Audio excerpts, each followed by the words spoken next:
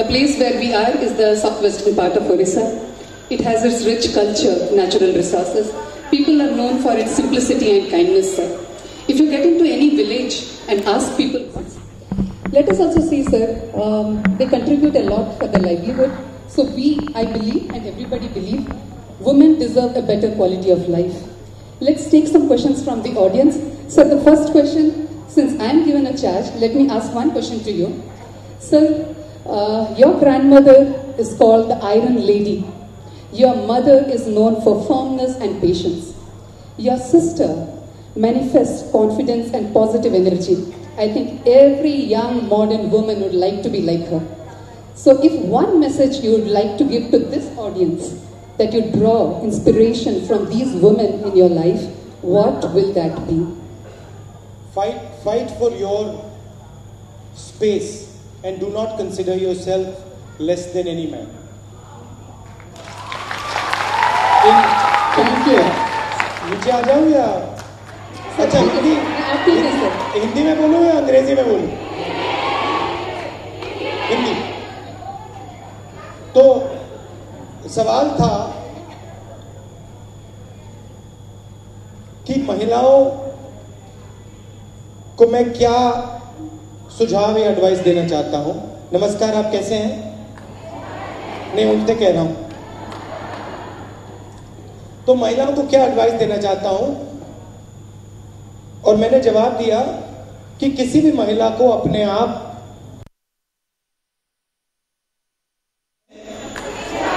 नहीं, उल्टे कह रहा हूं।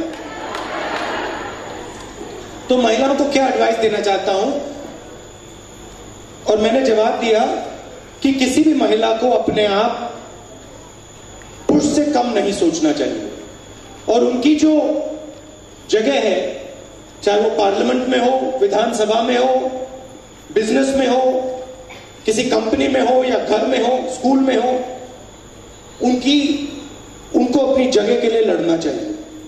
और जब उनके ऊपर अत्याचार होता है या उनको दबाया जाता है, कुचला जाता है, मारा जाता है, तो पीछे नहीं हटना चाहिए।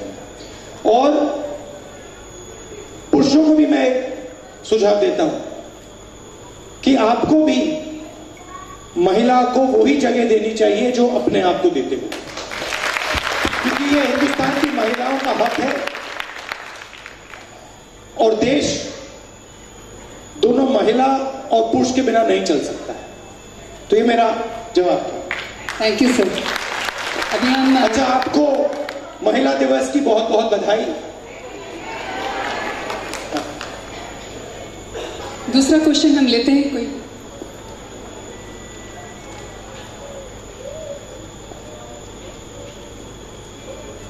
अब क्या करती हूँ मैं, उड़ीसा हाई में आपको एक क्वेश्चन पूछना चाहती हूँ कि गवर्नमेंट ने 5,000 रुपया स्टाइपेंड के तौर पे दिया जो लोग पहले प्रैक्टिस में आते हैं 5 साल के लिए।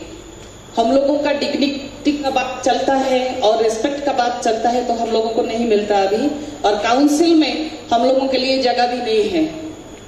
तो आपकी सरकार आती है तो लोगों के लिए, महिला एडवोकेट्स के लिए क्या करेंगे आप? फ्रैंकली, अगर आप नेशनल लेवल की बात कर रही हैं तो मैं नेशनल लेवल का आपको बता सकता हूं, मगर अगर आप उड़ीसा का सवाल पूछ रहे हैं तो हमारे यहाँ पे जो पीसीसी प्रेसिडेंट है उड़ीसा की डिटेल आपको बता सकते हैं। मैं आपको जनरल डायरेक्शन दे सकता हूँ। जी। तो आप 2 शब्द बोलेंगे इसके बारे में? नहीं, आप नेशनल के बारे में नेशनल के बारे में बोलता हूँ। देखिए, सबसे पहले काफी सालों से अब हम विधानसभा, लोकसभा में विमेन्स रिजर्वेशन को लाना चाहते हैं। पंचायतों में हम महिला रिजर्वेशन लाए और उससे काफी महिलाओं को फायदा मिला और उनकी जो आवाज है वो पंचायतों तक पहुंची। मगर अगर आप मंत्रिमंडल देखें, उड़ीसा का मंत्रिमंडल देखें, शायद यहां पे सिर्फ 2 महिला मंत्री हैं।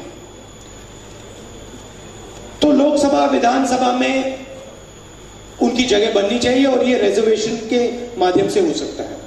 तो हमारी सरकार आएगी तो हम वुमेन रिजर्वेशन को लोकसभा में पास करने की कोशिश करेंगे, राज्यसभा में पास करने की कोशिश करेंगे। दूसरी बात, सुष्मिता ने कहा कि उत्तर प्रदेश में बीजेपी के एक एमएलए ने महिला का रेप किया और जो प्रधानमंत्री हैं, जो देश को डायरेक्शन देते हैं, उन्होंने इसके बारे में एक शब्द नहीं कहा और जो केस चलना चाहिए था, जो उस महिला को मदद मिलनी चाहिए थी, वो नहीं मिली। तो हिंदुस्तान में प्रधानमंत्री डायरेक्शन देता है और अगर प्रधानमंत्री सही समय पे क्लियर डायरेक्शन नहीं देता है तो पूरा का पूरा मैसेज देश में जाता है कि प्रधानमंत्री की राय क्या है। तो जब भी महिलाओं के खिलाफ कहीं भी बलात्कार हो, एट्रोसिटी हो, प्राइम मिनिस्टर, चीफ मिनिस्टर को अपना व्यू पॉइंट बड़ा क्लियरली बता देना चाहिए और जल्दी से जल्दी कार्रवाई हो जानी चाहिए। तो ये भी हमारी अप्रोच रहेगी, जीरो टॉलरेंस। यहां पे हर रोज क्या 12 महिलाओं का रेप होता है, 12 महिलाओं, 8 महिलाओं का हर रोज ओडिशा में रेप होता है। और कितनी महिलाओं को साल में न्याय मिलता है? 7 महिलाओं को एक साल में न्याय मिलता है। तो एक दिन, साल में एक दिन जो महिलाओं पर बलात्कार होता है उनको न्याय मिलता है, बाकी दिन का जो बलात्कार हो रहा है उनको न्याय नहीं मिलता है। तो ये भी मतलब बहुत जरूरी चीज है कि हमारी अप्रोच होनी चाहिए कि जीरो टॉलरेंस होगा इस मामले में। यहां पे मेरा एक सुझाव है, अब पता नहीं थोड़ी चर्चा करनी पड़ेगी, मेरा सुझाव है कि महिलाओं को ओडिशा में जब कांग्रेस पार्टी की सरकार आए, चाहे वो लॉयर, डॉक्टर, इंजीनियर बनने की शिक्षा हो, सबकी सब फ्री होनी चाहिए।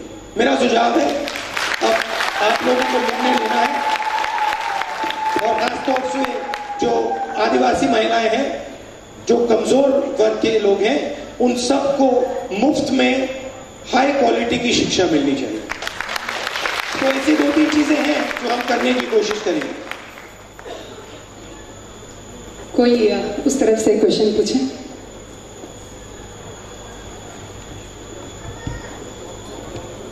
Then others can see.